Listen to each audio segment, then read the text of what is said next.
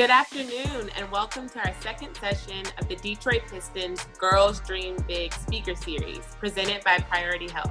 But if you can find someone who was invested in you, that, someone who was willing to tell you what's right, tell you what you really need to work on, help you manage through the process, and you know that person is truly invested in you, if you can find that kind of mentor, I think that is absolutely the most important thing you can do. I found myself, and I think that we do this as human nature, comparing myself to other people in the industry, especially my peers. And so I had someone pull me to the side and say, you've got to stop comparing yourself because you're here for a reason. There's something different that you bring to the table. And it's funny because the person I was comparing myself to is a friend, right? I love Maria Taylor. And I was like, oh, I'm frustrated if I didn't do it just like Maria did. And someone had to tell me, you got to stop. You are not her. Take what it is that she does that's great, admire that, study that, but then make it your own. And so that really resonated with me because I thought, you're right, like you're here for a certain reason. And I think that we often need to remember that, especially as you're on the rise and you're trying to achieve things that you want in your career, you are you. And that's beautiful. And admire what you want or what you like or the career that someone else has, but don't think that you have to emulate them. I have learned over the years that when speaking on a topic or asked a question or whatever, just in the normal day-to-day of the show, that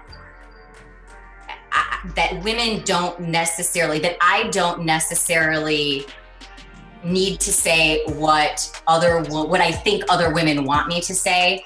I need to speak all the time from a place of what I know is true of me. And I think about that all the time in any situation I'm in, whether off the air with a group of friends or on the air. I never, ever, ever want to let myself become a chameleon to my surroundings, whatever situation I'm in. Again, whether there's a microphone in front of me or not. And this is something that I hope all of the girls and women watching take with them. You just always want to remember, is what I'm doing or is what I'm saying true of me? I think as women, we just have this extra layer of self-doubt because of what we face on a daily basis and the conditioning that some of us have.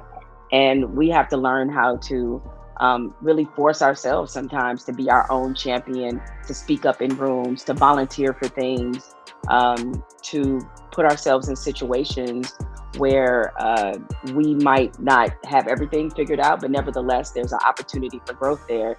I'm sure a lot of people on this panel and a lot of people watching have read Sheryl Sandberg's book, Lean In. But one of the particular pieces that she wrote about in her book that I really liked and I thought was so true is that, it could be a job or some kind of opportunity, and a dude will have, he'll have like 50% of the qualifications and he will definitely go for that job.